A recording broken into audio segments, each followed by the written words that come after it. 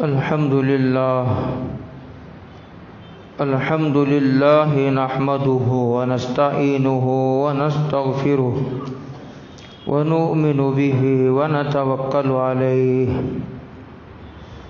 ونعوذ بالله من شرور أنفسنا ومن سيئات أعمالنا من يهده الله فلا مضل له ومن يضلله فلا هادي له ونشهد أن لا إله إلا الله وحده لا شريك له لا ضد له ولا ند له لا مثل له ولا مثال له ونشهد أن سيدنا وسندنا ونبينا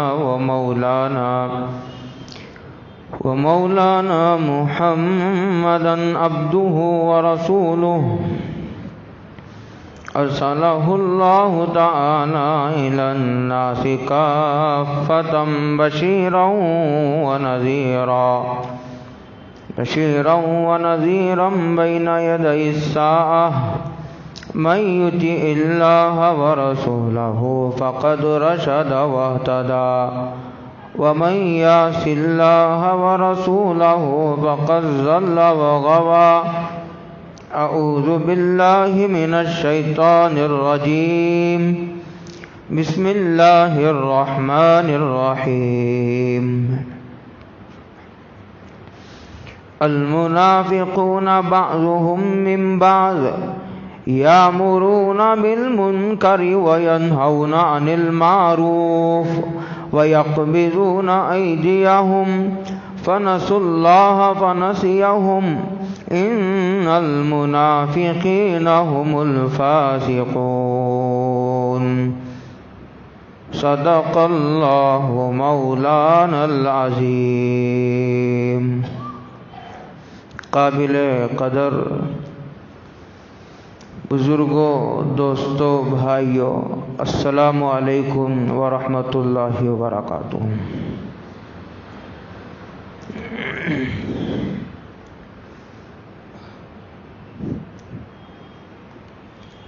یہ شعبان المعظم کا مہینہ ہے. آج شعبان المعظم کی 19 تاریخ ہے.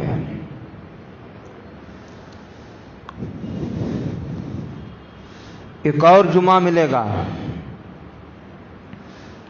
اس کے بعد انشاءاللہ اللہ کی ذات سے بڑی قوی امید ہے کہ اللہ تعالی ہم سب کو رمضان المبارک کا مہینہ نصیب فرمائے گا. دعا ہے کہ اللہ اس کی برکتوں سے اور اس کی قیمتی لمحات سے استفادہ کرنے کی اللہ بھرپور توفیق عطا فرمائے، موقع عطا فرمائے.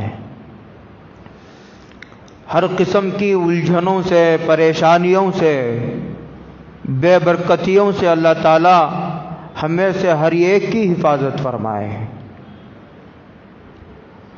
ظاہری الجھنوں سے بھی حفاظت فرمائے،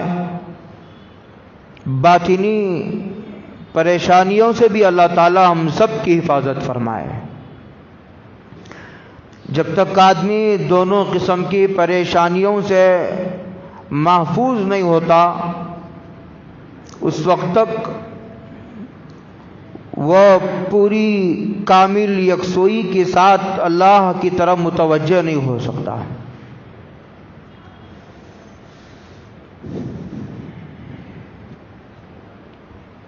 تفصیلات کے بعد دیگر آپ حضرات کے خدمت میں آتی رہیں گی. ایک ہی جمعہ میں تمام مضامین کو سمیٹنا آسان نہیں ہے.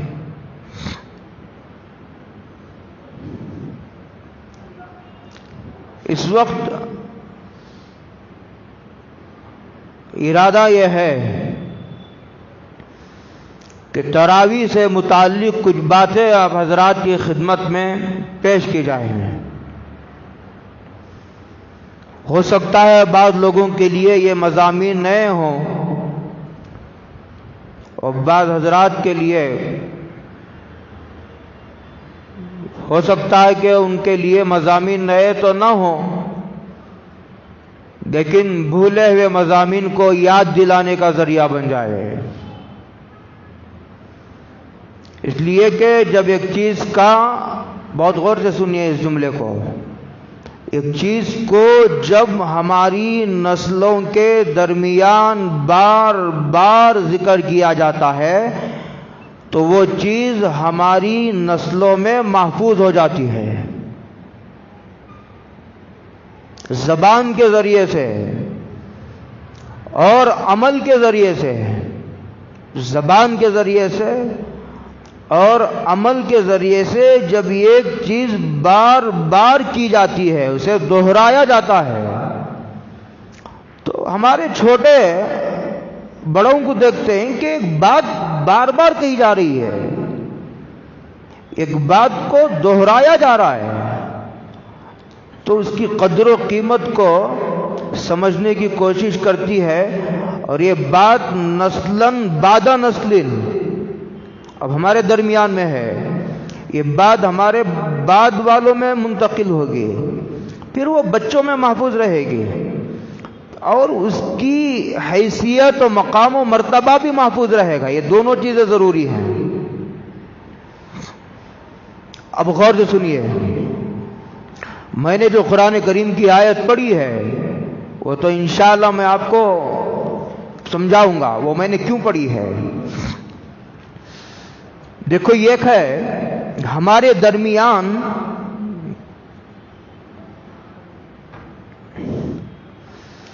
یہ ایک شب معراج ہے۔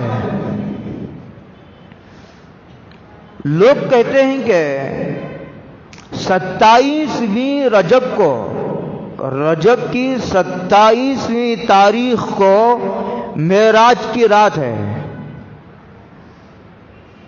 حالانکہ 27ویں معراج کو شب معراج ہوئی ہے، یہ کوئی ضروری نہیں۔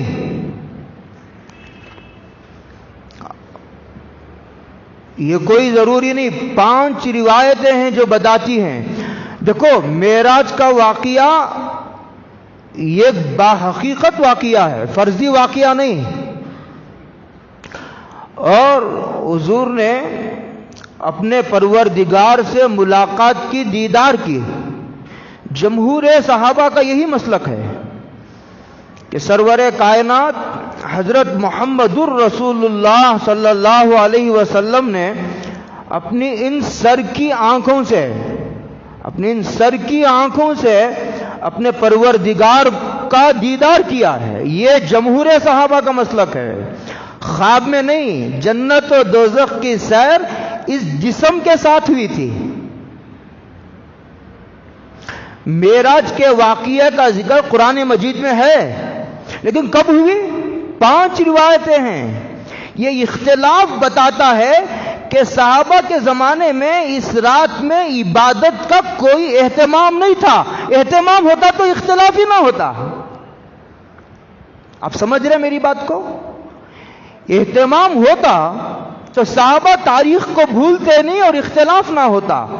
اختلاف اس بات کو بتا رہا ہے کہ صحابہ میں معراج کی رات میں عبادت کا اہتمام نہیں تھا۔ اہتمام ہوتا تو صحابہ بھول نہیں پاتے۔ اسی طرح بعد میں تابعین، تبع تابعین کے دور میں یہ بات مشہور ہو جاتی، حالانکہ مشہور نہیں۔ دوسری بات، دوسری رات ہے شب قدر۔ شب قدر کا ذکر قرآن مجید میں ہے، اور اللہ رب العزت والجلال نے ارشاد فرمایا، خیر من الف شہر۔ ایک رات اللہ نے اگر کسی کو عبادت کی توفیق عطا فرما دی تو کہتے ہیں کہ 1000 مہینے اللہ کی عبادت کرنے کے برابر اسے اجر دیا جائے گا۔ 1000 مہینے کوئی معمولی بات ہے؟ سال کے 12 مہینے ہوتے ہیں، 1000 مہینے کتنے سال ہوتے ہیں وہ آپ کیلکولیٹ کر لیجئے۔ اس کا شب قدر کا ذکر تو قرآن کریم میں ہے،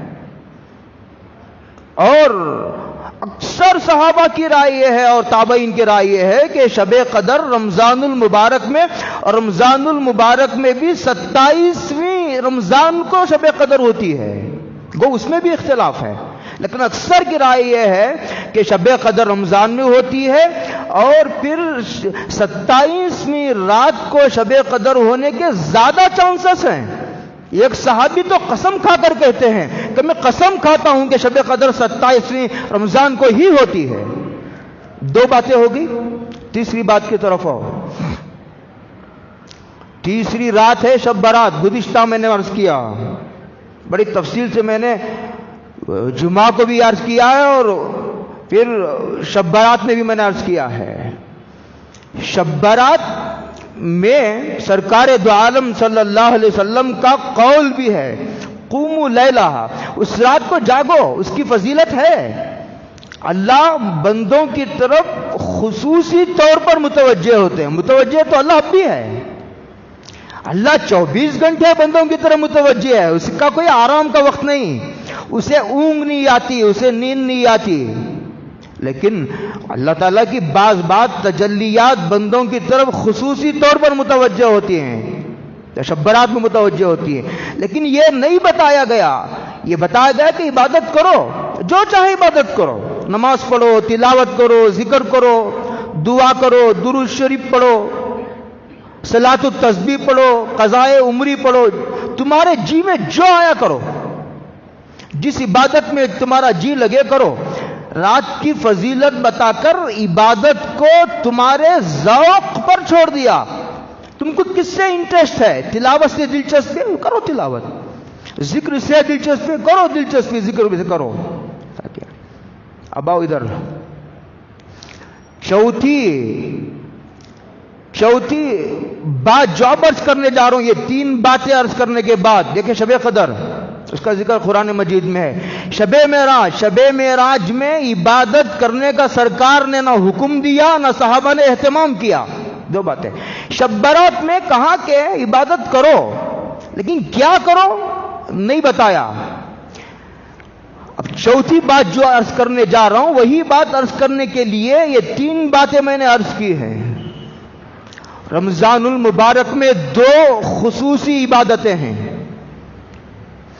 ایک روزہ، اس وقت روزے سے متعلق مجھے ایک لفظ بھی نہیں کہنا ہے، رمضان کی خصوصی عبادت روزہ فرض ہے، روزے کی فرضیت کا انکار کرنے والا بالاتفاق کافر ہے، روزہ نہ رکھنے والا کافر نہیں، گناہ کبیرہ کا مرتکب ہے، لیکن ایک آدمی کہتا ہے کس نے کیا روزہ فرض نہیں ہے۔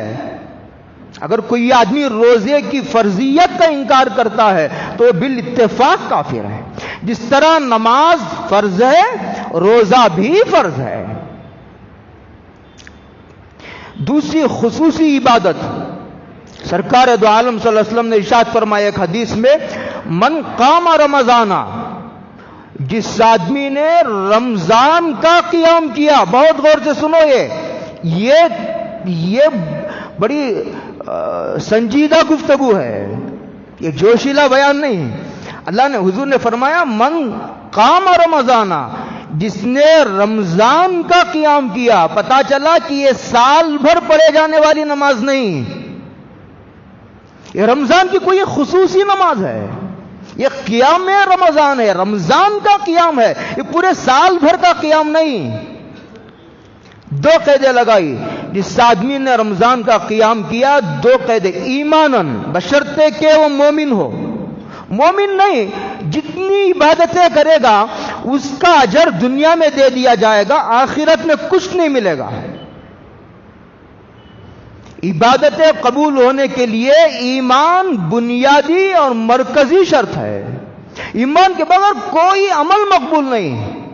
دوسری قد واحتساباً، احتساب یہ عربی کا لفظ ہے، اس کے معنی آتے ہیں، عبد القادر صاحب رائے پوری رحمت اللہ علیہ اس کا ترجمہ کرتے ہیں، جو آدمی رمضان کی نماز کا، قیام رمضان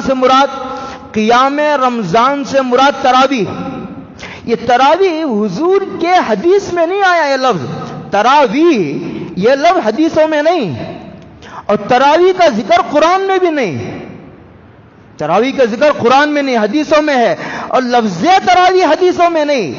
ہاں مجھے حضرت علی کے الفاظ میں تراویح کا لفظ ملا ہے کہ تراویح کا لفظ حضرت علی نے استعمال فرمایا ہے، بعد میں چل کر کے ائمہ نے اس لفظ کو استعمال فرمایا۔ تراویح کہتے ہیں، تراویح ترویحتن کی جمع ہے، تراویح یہ ترویحتن کی جمع ہے۔ ترویح کہتے ہیں آرام کرنے کو، کیا کرنے کو؟ آرام۔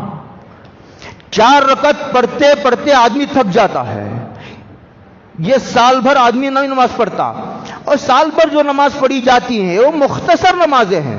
امام کو حکم یہ ہے کہ فرض نماز مختصر، تمہاری بزرگی بند کمرے میں، تہجد میں، انفرادی نمازوں میں پوری امت کو جب نماز پڑھا رہے ہو مختصر رکعتیں۔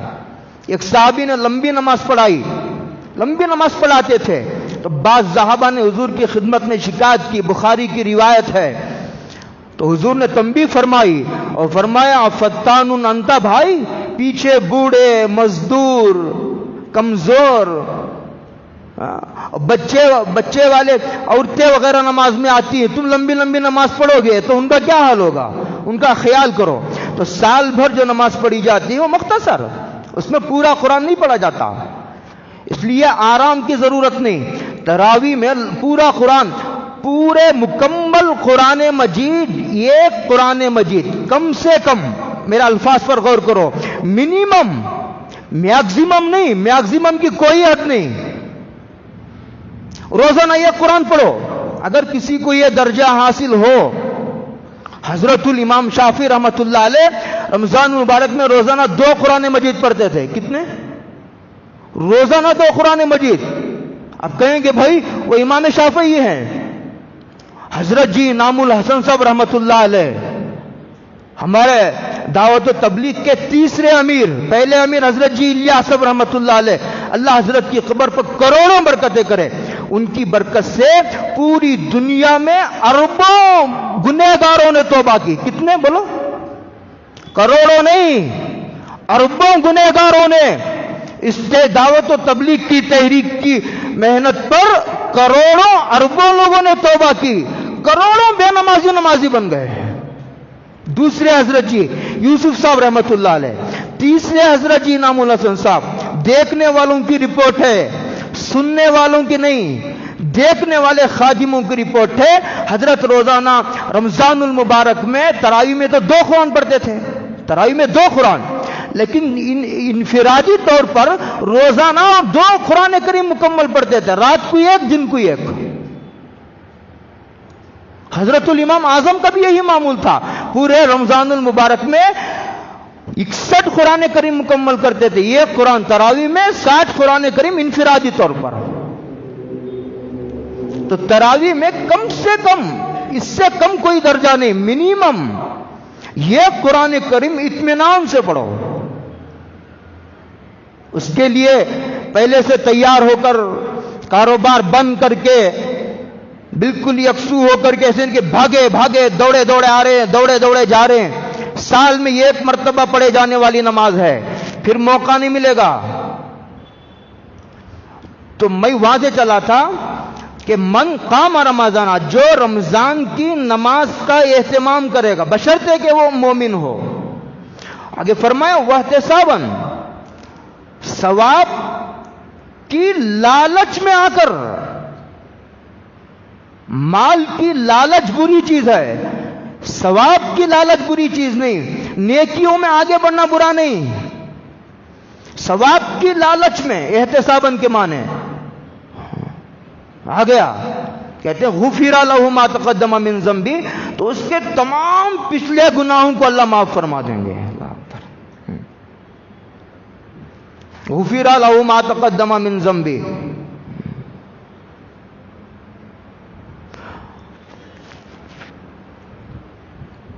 مسلمانوں کی 80% تعداد اب بھی ایسی ہے جو روزہ رکھتی ہے، لیکن وہ جو 80% روزہ رکھنے والی تعداد ہے اس میں بھی 50% ہی تراویح پڑھتی ہے، روزہ رکھنے والوں کی 30% تراویح نہیں پڑھتی۔ تراویح نہیں پڑھتی.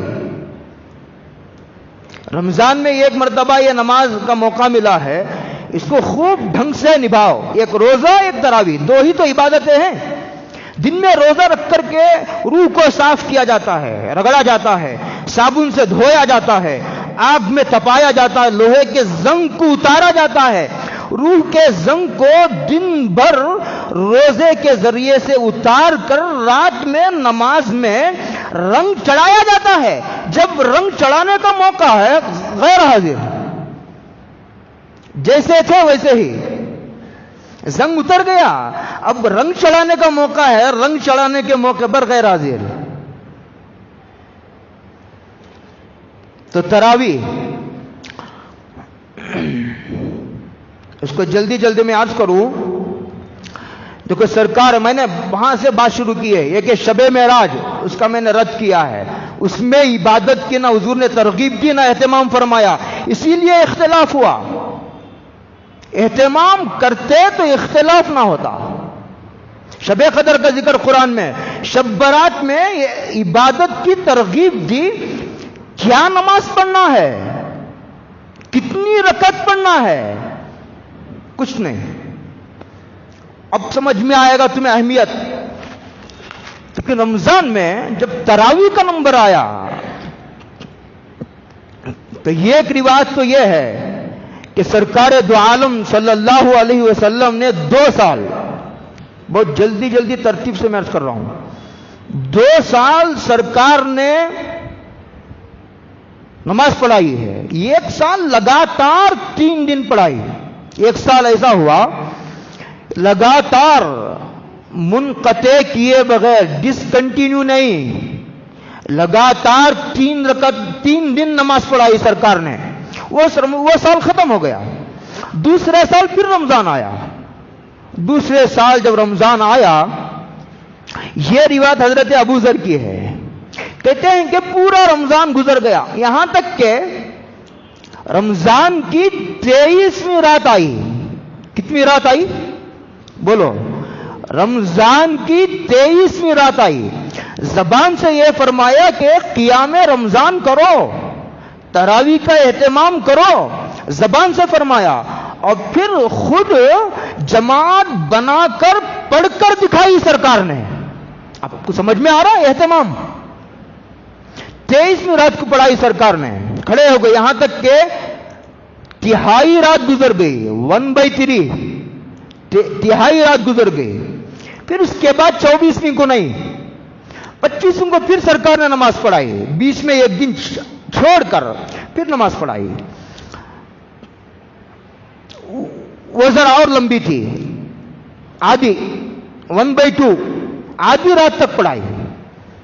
اس کے بعد سرکار دو عالم صلی اللہ علیہ وسلم نے پھر 26 کو نہیں پڑھائی، 23، 25 پھر 27 کو پڑھائی سرکار نے. اور اپنے گھر والوں کو بھی بلا بھیجا. اہتمام دیکھیے. اور ہمیں نماز میں اتنی دیر تک لیے کھڑے ہوئے، ہم کو فلاح فوت ہو جانے کا اندیشہ ہونے لگا. ہم کو خطرہ محسوس ہونے لگا، فلاح فوت ہو جائے گی. صحابہ نے پوچھا ابو ذر سے، ابو ذر فلاح کیا چیز ہے؟ کہا کہ فلاح سحری کو کہتے ہیں. اتنی لمبی تراویح پڑھائی سرکار نے، کہتے ہیں کہ فلاح فوت ہونے کا خطرہ ہونے لگا. 3 رکعت پڑھائی. صحابہ میں شور مچا کہ بھائی حضور نماز پڑھا رہے ہیں، حضور نماز پڑھا رہے ہیں، بھائی حضور نے کوئی نماز پڑھائی ہے. شور ہوا. اس کے بعد سارے مدینے میں جو بھی نیا عمل ہوتا تھا تو بات پھیل جاتی تھی. تو اس کے بعد 28ویں رات کو پوری مسجد نبی کھچا کھچ بھر گئی، چونکہ آخری عشرہ تھا. سرکار دو عالم صلی اللہ علیہ وسلم اپنے خیمے میں اعتکاف میں تھے، اندر بیٹھے اور سو نہیں رہے، بیدار ہیں. یہ بھی ہے روایتوں میں. لوگ انتظار کیے، حضور باہر ہی نہیں آتے. اب آئیں گے. ہمت کس کی ہے کہ سرکار کو بلا کے لائے؟ ادب دیکھو. ادب دیکھو، سرکار مسجد میں ہیں، خیمے میں، آخری عشرہ ہے رمضان کا اعتکاف میں، لیکن باہر نہیں آئے۔ جب صبح ہوئی تو سرکار نے فجر کے بعد فرمایا تمہاری جو حرص تھی، تمہارا جو شوق تھا اور تمہاری جو دلچسپی تھی، میں اندر بیٹھے بیٹھے دیکھ رہا تھا، اگر باہر آتا، جی چاہ رہا تھا اندر سے کہ باہر آؤں، لیکن باہر آنے میں خطرہ یہ تھا اگر میں باہر آتا تو تراویح کے فرض ہو جانے کا اندیشہ تھا، اور میں نہیں چاہتا تھا کہ نماز تراویح فرض ہو۔ تراویح سنت مؤکدہ ہے، تراویح سنت مؤکدہ ہے، اسے پڑھنا ہی ضروری ہے۔ سرکار نے پھر 3 رکعت کے 3 دن کے علاوہ نماز نہیں پڑھائی، لیکن یہ ارادہ فرمایا، نہ آنے کی وجہ بیان فرمائی۔ نہ آنے کی وجہ یہ ہے آ جاتا تو تراویح کے فرض ہونے کا اندیشہ تھا۔ تو حضور کا جو وجہ حضور بتا رہے ہیں، تو اس سے تراویح کے مؤکدہ ہونے سے محدثین نے استدلال فرمایا ہے۔ ایک بات ہے، دیکھو حضرت ابن عباس کی ایک روایت ہے، بہت جلدی میں بات کو سمیٹوں گا۔ آپ کو تراویح کی پوری تاریخ یاد رہنی چاہیے، اس لیے کہ جو عمل کو علی وجہ البصیرت پورے شرع صدر کے ساتھ آدمی کرتا ہے، وہ عمل اپنی نسلوں میں باقی رہتا ہے، اور ایسے ہی باقی رکھتے ہوئے اسے قیامت تک لے جانا ہے۔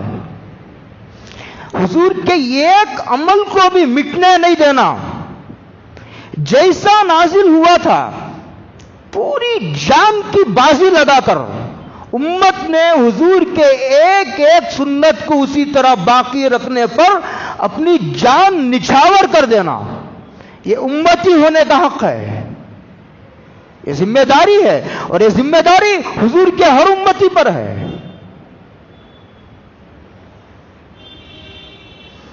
قرآن کریم کی ایک آیت ہے، 17ویں بارے کی آیت ہے، اللہ تعالیٰ صحابہ کی خاص طور سے 4 صدیق اکبر، فاروق اعظم اور حضرت عثمان، حضرت علی، خاص طور سے یہ 4، باقی تمام صحابہ عموماً کہتے ہیں کہ اگر ان کو یعنی صحابہ کو ہم بادشاہت دے دیں تو کیا کریں گے؟ یہ کہتے ہیں اقاموا الصلاۃ، نماز قائم کریں گے، نمازوں کا نظام بنائیں گے۔ حکومت کا مقصد دین کو پھیلانا، 2 جملے، دین کو پھیلانا اور دین کی حفاظت کرنا۔ دین کو پھیلانا الگ کام ہے، دین کی حفاظت الگ کام ہے۔ پوری دنیا میں اس وقت جتنی تحریکیں کام کر رہی ہیں، میں نام نہیں لیتا اور پوروں کے نام مجھے معلوم بھی نہیں ہے، پوری دنیا میں جتنی مسلمانوں کی تحریکیں کام کر رہی ہیں، بہت غور سے سنو، وہ پوری کی پوری تحریکیں دین کو پھیلانے کا کام کر رہی ہیں۔ کیا کر رہی ہیں؟ دین کو پھیلانے کا کام کر رہی ہیں۔ واحد مدارس اسلامیہ ہیں جو دین کی حفاظت کا کام کرتے ہیں، اور یہ کام انہی کے بس کا ہے، دوسرا کر بھی نہیں سکتا۔ بھائی آیت کی یہ تفسیر فلاں نے لکھی ہے، یہ حدیث ضعیف ہے، یہ حدیث مضبوط ہے، یہ تو وہ بتائے گا جو رات دن کتابوں کا کیڑا بنا ہوا ہے، یہ ان کا کام ہے اور یہ انہی کے بس کا ہے۔ اقاموا الصلاۃ وآتوا الزکاۃ، اور زکوٰۃ کا نظام بنائیں گے صحابہ۔ آگے کہتے ہیں وَأَمَرُوا بِالْمَعْرُوفِ، یہی جملہ مجھے سمجھانا ہے، اور جب ان کو بادشاہت ملے گی نیک کاموں کا حکم کریں گے، برائی کا حکم صحابی نہیں کر سکتا۔ بولو، برائی کا حکم صحابہ نہیں کر سکتے۔ صحابی خود، بہت غور سے سنو اس عقیدے کو بھی، اس عقیدے کو اچھی طرح سمجھ لو۔ دیکھو انبیاء ہی صرف معصوم ہیں، ان سے چھوٹا گناہ بھی نہیں ہو سکتا۔ بڑا گناہ تو کیا ہوگا، چھوٹا گناہ بھی انبیاء سے صادر ہونا ممکن ہی نہیں، ممکن ہی نہیں۔ صحابہ سے اگر چوک ہو گئی یہ ممکن ہے، لیکن صحابہ کسی گناہ کا حکم دے یہ ممکن نہیں. خود پرسنلی طور پر، نجی طور پر، ذاتی طور پر صحابی کسی گناہ میں مبتلا ہو جائے. جب صحابی گناہ میں مبتلا ہو سکتا ہے تو اللہ کا ولی کیوں نہیں مبتلا ہو سکتا؟ بھائی ایک آدمی روزانہ 100 گناہ کرتا ہے، اللہ کا ولی 10 سال میں 1 گناہ کرتا ہے. روزانہ 100 گناہ کرنے والا 10 سال میں 1 گناہ کرنے والا برابر ہے تمہارے نزدیک؟ اتنا ہی فرق ہے. لیکن ممکن ہے گناہ کا ہونا. امروا بالمعروف، قرآن کہتا ہے صحابہ نیکیوں کا حکم کریں گے، برائیوں سے روکیں گے. اس سے محدثین نے اس کے ڈیپ میں جا کر، تہ میں جا کر کے یہ اصول نکالا ہے. صحابہ جس کا حکم دے، ہو نہ ہو، تمہاری سمجھ میں آوے نہ آوے، تمہاری عقل میں یہ بات آئے نہ آئے، تم سمجھنے کی کوشش کرو بڑے علماء سے، وہ کام گناہ نہیں ہو سکتا، وہ کام غلط نہیں ہو سکتا. وہ کسی نہ کسی آیت اور حدیث کے بنیاد پر وہ عمل مشروع ہے. اس لیے کہ صحابی خود تو گناہ کر سکتا ہے لیکن غلط چیز کا حکم دے ایسا نہیں ہو سکتا. کہ بات سمجھ میں آ گئی؟ ایک اور ادھر آؤ. ایک اور آیت میں نے خطبے میں پڑھی تھی، بظاہر مضمون سے کوئی مطابقت نہیں تھی، لیکن اب سمجھیے آپ کہ میں نے آیت پڑھی تھی 10ویں پارے کی سورہ توبہ کی، اسے بھی اچھی طرح سمجھ لیجئے. المنافقون بعضهم من بعض یامرون بالمنکر. قرآن نے کیسے اصول بیان کیے ہیں. کہتا کہ دیکھو منافقین کی ایک علامت یہ ہے کہ یامرون بالمنکر، وہ برائی کا حکم کریں گے. منافقین کی ایک علامت کیا ہوگی؟ برائی کا حکم کریں گے اور نیکیوں سے روکیں گے. کس سے روکیں گے؟ نیکیوں سے روکیں گے.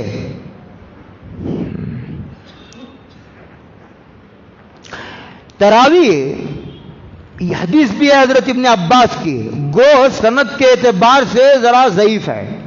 وہ فرماتے ہیں کہ سرکار دو عالم صلی اللہ علیہ وسلم نے 20 رکعت تراویح پڑھائی ہے، تراویح پڑھائی اور 20 رکعت پڑھائی ہے،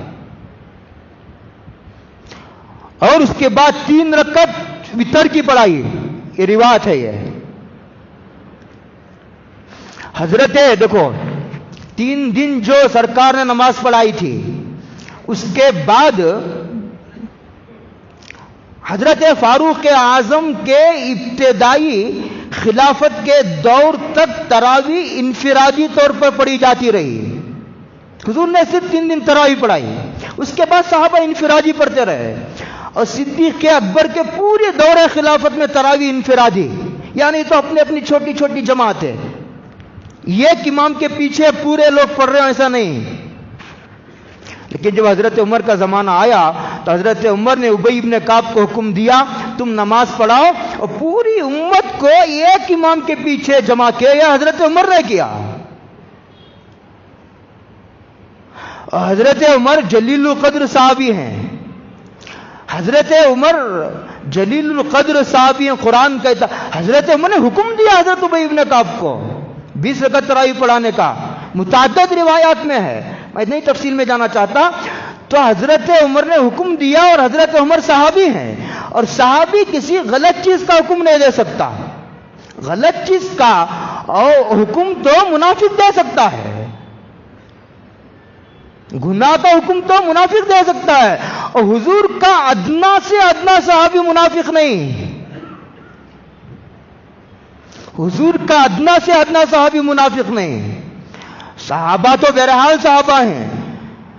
جن لوگوں نے سید احمد شہید رحمت اللہ علیہ کو دیکھا ہے، ان کا یہ کہنا جو ایک مرتبہ صحبت میں بیٹھ جاتا تھا اس کا دل دنیا سے اچاٹ جاتا تھا، اس کا دل مرنے کو جی چاہتا تھا، دنیا میں جی نہیں لگتا تھا اس کا. یہ تو بزرگوں کے صحبت کا اثر ہے، وہ تو امام الانبیاء کے صحبت یافتہ ہیں. حضرت الامام ابو یوسف رحمت اللہ علیہ نے ایک مرتبہ اپنے استاد امام الائمہ حضرت ابو حنیفہ رحمۃ اللہ علیہ سے پوچھا، ابو حنیفہ رحمۃ اللہ علیہ سے پوچھا کہ حضرت یہ جو حضرت عمر نے 20 رکعت تراویح مشروع فرمائی ہے، کیا یہ اس کا ذکر حدیثوں میں ہے؟ پوچھا، کس نے پوچھا؟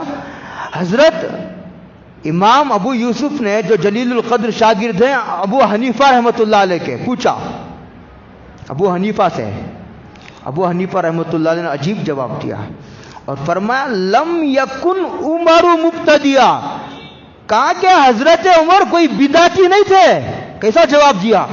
میں بدعتی نہیں، صحابہ کے غلاموں کا یہ حال ہے کہ کوئی آدمی بدعت پر راضی نہیں کر سکتا، اور میرے اپنے ذاتی گناہ اپنی جگہ ہیں، وہ چھوڑو، تم اس پر نہ جاؤ، لیکن کوئی آدمی بدعت پر جائے وہ مجبور نہیں کر سکتا۔ یہ صحابہ کے جوتیوں کا صدقہ ہے علماء دیوبند پر، ان کی غلامی کا صدقہ ہے، غلاموں کو شاہی کی عزت ملی ہے۔ ہمارے حضرت کا شعر ہے، غلاموں کو شاہی کی عزت ملی ہے، غلامی کا صدقہ یہ ہم دیکھتے ہیں۔ ان کی غلامی کی ہی وجہ سے پوری دنیا میں مقبولیت ہے۔ حضرت الامام اعظم نے بڑا عجیب جواب دیا اور فرمایا کہ بھائی کیا بات کر رہے ہو؟ کیا تم حضرت عمر کو بدعتی سمجھتے ہو؟ اسی لیے امام نے لکھا ہے، صحابہ حضور کی اجازت کے بغیر دین کی حیثیت سے کوئی عمل جاری کر دے تو بات تو ایسا نہیں ہو سکتا تھا، ایسا کیسے ہوگا؟ 1290 تک، اب یہ 1290 کا مطلب 1300 سمجھو، اب یہ 1440 پر دو، 1440 پر دو، آج سے 150 سال پہلے تک پوری کتابوں میں یہ لکھا ہے، پوری دنیا میں مشرق سے لے کر مغرب تک، شمال سے لے کر جنوب تک، کہتے ہیں کہ پوری دنیا میں 20 رکعت تراویح پڑھی جاتی رہی ہے۔ یہ میری رپورٹ نہیں، یہ غیر مقلد عالم ہے، ان کا نام ہے نذیر حسین، یہ دلی کے رہنے والے تھے، ان کے ایک شاگرد ہیں غلام رسول، ان کا کہنا ہے یہ۔ اور انور شاہ کشمیری رحمت اللہ علیہ نے تو فیصلہ کر دیا، وہ یہ فرماتے ہیں لم یقل احد من الائمۃ الاربعہ اقل من 20 رکعتا۔ ائمہ اربعہ حضرت الامام اعظم ابو حنیفہ تو تابعی ہیں، 6 یا 7 صحابہ کو ابو حنیفہ نے دیکھا ہے، اللہ کروڑوں برکتیں کرے ان کی تربت پر۔ حضرت الامام مالک امام مدینہ جن کو کہتے ہیں، دیکھو غور سے سنو ایک بات اور، میں امام مالک کی مزار پر حاضر ہوا ہوں، مدینے میں ہزاروں ائمہ پیدا ہوئے، وہ لوگ کتنے؟ ہزاروں، لیکن جب بھی کہا جاتا ہے امام مدینہ، اس سے مراد امام مالک ہوتے ہیں۔ اتنا بڑا امام مالک، تیسرا امام شافعی، امام مالک تبع تابعین میں سے ہیں، تیسرا امام شافعی امام مالک کے شاگرد ہیں، اور امام احمد امام شافعی کے شاگرد ہیں، اور امام ابو حنیفہ کی اور امام مالک کی ملاقات ثابت ہے۔ چاروں ائمہ، بعض کہتے ہیں 40 پر 1 رکعت، بعض کہتے ہیں 36 رکعت، جو بھی کہتے ہیں وہ 20 سے زیادہ، 20 سے کم کا کسی کا قول نہیں۔ یہ ائمہ اربعہ یہ ان کی رائے ہے، جن کی آنکھوں نے صحابہ کو دیکھا، جن کی آنکھوں نے تابعین اور تبع تابعین کے دور کو دیکھا۔ 2 باتیں کہہ کر بات ختم کروں گا، خلاصہ عرض کر رہا ہوں، میرے پاس میرا مستقل مقالہ ہے، 20 رکعت تراویح پر مستقل مقالہ ہے میرے پاس۔ ایک اور بات، سرکار دو عالم صلی اللہ علیہ وسلم نے ارشاد فرمایا تھا، علیکم بسنتی، کہا کہ تم پر میری سنت لازم ہے، میری سنت کو مضبوطی سے پکڑو۔ علیکم بسنتی و سنت الخلفاء الراشدین المہدیین، اور میرے خلفائے راشدین جو ہدایت یافتہ ہیں ان کی سنت کو بھی مضبوطی سے تھامو.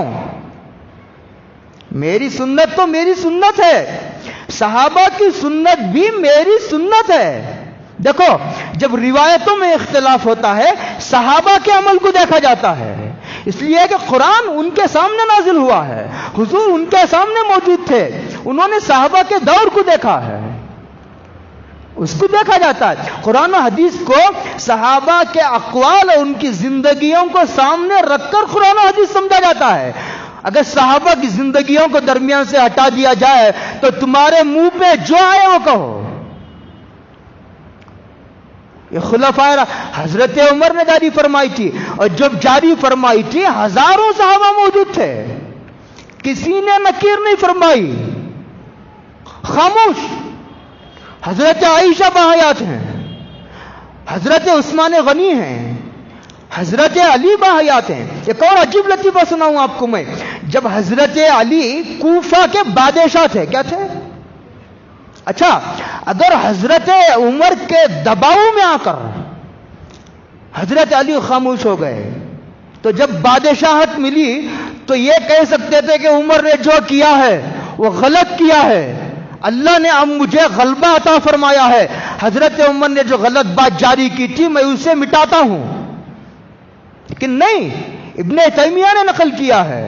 ابن تیمیہ کہتے ہیں کہ اگر یہ غلط بات ہوتی 20 رکعت تراویح جو حضرت عمر نے جاری فرمائی تھی، کہتے ہیں، اور حضرت عمر ان صحابہ میں ہیں جنہوں نے 3 رات جو حضور نے تراویح پڑھائی تھی اس میں شریک ہونے والوں میں حضرت عمر. کہتے ہیں اگر وہ بات غلط ہوتی، حضرت علی بادشاہ تھے، حضرت علی بادشاہ تھے، مٹا سکتے تھے، مٹایا نہیں، بلکہ یہ فرمایا کہ اللہ حضرت عمر کی قبر کو نور سے منور کر دے جس طرح انہوں نے ہمارے مسجدوں کو نور سے بھر دیا. تراویح کی نماز جاری کر کے تعریف فرمائی حضرت علی نے. یہ تو بادشاہ تھے حضرت علی. ایک عام آدمی کا قصہ میں ہمیشہ سنایا کرتا ہوں. حضرت عائشہ باحیات ہیں، اس لیے کہ حضور کے انتقال کے بعد حضرت عائشہ 50 سال زندہ رہی. 50 سال زندہ رہی حضرت عائشہ. 60 پر 8 میں انتقال ہوا ہے. 18 سال میں بیوہ ہوئی حضرت عائشہ. 18 سال میں حضرت عائشہ. ایک مرتبہ حضرت عمر جمعہ کے دن تھا یا عید کا دن تھا، کھڑے ہو کر کے خطبہ دے رہے تھے. حضرت عمر کے بدن پر 2 چادریں تھی، 2 چادریں تھی. بڑے ادب کا اور امانت داری کا دور تھا. تو ابھی چڑھ کر کے ممبر پر بیٹھے ہیں، مؤذن نے اذان دی. اذان مکمل ہونے کے بعد ایک آدمی کھڑا ہو گیا. امیر المومنین ٹھہرو ٹھہرو. حضرت عمر ٹھہر گئے. بول بھائی کیا بولنا ہے بول. جلال، حضرت عمر کے جلال کے بارے میں کیا بتاؤں تم کو. ابھی اس علاقے میں بزرگوں کا ہی تعارف نہیں ہوا، صحابہ کا تعارف کرانا بہت مشکل ہے. ابھی لے جاتے صحابہ تک پہنچانا ہے. اللہ نے اگر چاہا تو اس علاقے میں صحابہ کا تعارف بھی پورے طور پر ہو جائے گا، اور بزرگوں کے انوارات کا تعارف بھی ابھی باقی ہے، ابھی پوری طرح نہیں ہوا. لوگوں نے یہ سمجھ لیا ہے کہ بزرگ پیدا ہی نہیں ہونے، جو تھے ختم ہو گئے. بزرگ تھے اب نہیں ہیں. کھڑا ہو گیا کہ ٹھہرو. ہم بول بھائی کہ یہ 2 کل مال غنیمت میں تقسیم ہوئے تھے کپڑے، سب کو ایک جوڑا ملا تھا، یہ تمہارے بدن پر 2 چادریں کیسی؟ عبداللہ ابن عمر بیٹے موجود تھے مجلس میں. کہا کہ بھائی اس کا جواب تم دو. عبداللہ ابن عمر ادب سے کھڑے ہوئے کہا کہ یہ چادر میری، ایک ابا کی، میں نے میری چادر ابا کو ہدیہ کی ہے. تب وہ آدمی پبلک کا عام آدمی ہے، بادشاہ کو خطبہ دینے سے روک کر کہتا ہے تو اب کہتا اب دو خطبہ دینے کا اب حق ہے تمہیں. سب سے آخر میں اس وقت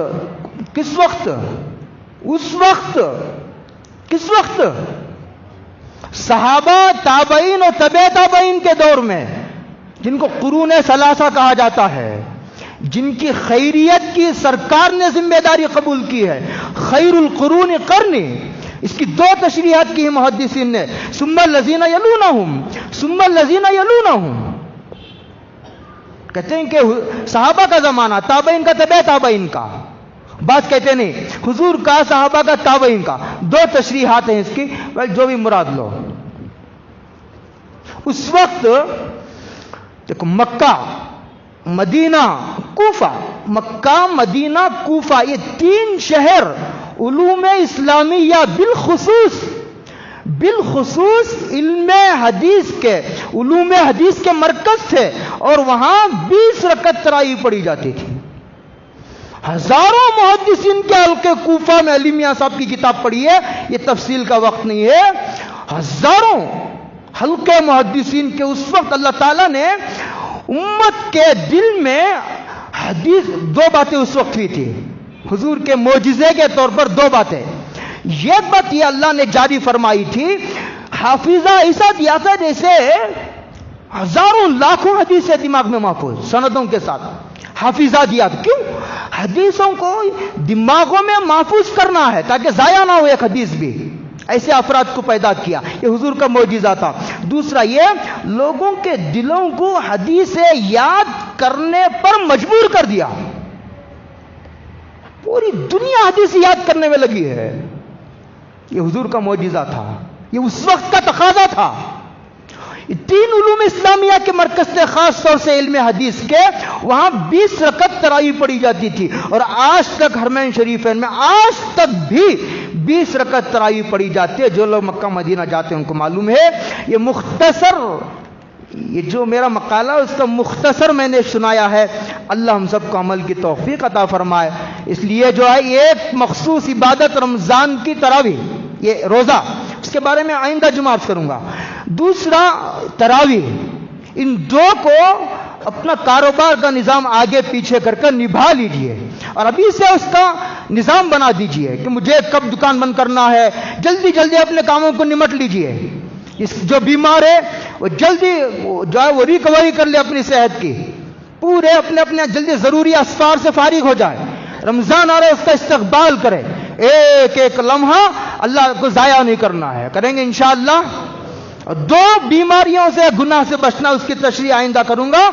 ایک آنکھوں کے گناہ سے اور دوسرے زبان کے گناہ سے. ان کو تالا لگا دو تھوڑے دن کے لیے، آنکھ، کان اور زبان.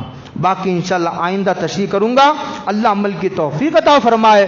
وآخر دعوانا. یہ اس لیے تاریخ بیان کی بعد لوگ بہکاتے ہیں. ایک حضرت عائشہ کی روایت جس میں 8 رکعت تراویح کا ذکر ہے، میں سوچ رہا تھا ذرا اس کی بھی وضاحت کر دوں، موقع نہیں مل سکا. زندگی باقی رہے تو آئندہ جمعہ دیکھیں گے، ورنہ اگر کسی کو سمجھنا ہو، یہ روایت بخاری میں ہے، لیکن اس روایت کا تعلق تراویح سے نہیں، اس روایت کا تعلق سال بھر پڑھی جانے والی نماز سے ہے، یعنی تہجد سے ہے. حضرت عائشہ کے الفاظ یہ بتاتے ہیں کہ حضرت عائشہ کی روایت میں جس نماز کا ذکر ہے وہ تراویح نہیں، اس میں تہجد کا ذکر ہے. سال بھر پڑھے جانے والی نماز تہجد ہے. تراویح سال بھر نہیں پڑھی جاتی، تراویح صرف رمضان میں پڑھی جاتی ہے.